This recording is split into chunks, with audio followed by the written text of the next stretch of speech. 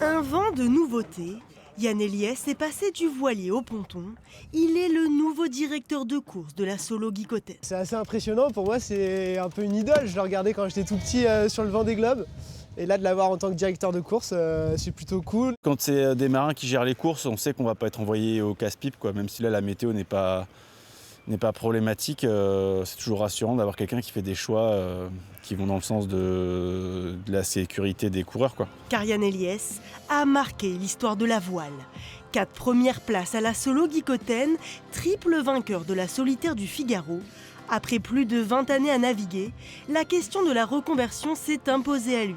Moi, le déclic, ça a été après une transat Jacques Vabre en 2021, où je voyais que j'arrivais pas à trouver de budget pour relancer un projet Vendée Globe.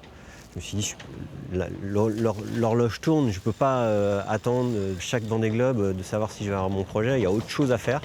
Mais pas question de quitter le monde de la voile. C'est en décembre que l'équipe le contacte pour devenir le directeur de la course. Sa connaissance du terrain facilite le travail des équipes.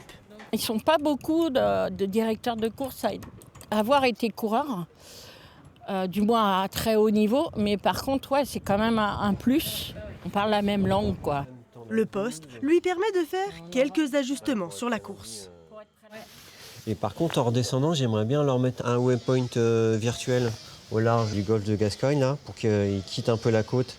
Il apporte aux coureurs son regard d'expert tout en assurant la sécurité, l'équité sportive et ensuite qu'ils soient confrontés à le plus de situations possibles.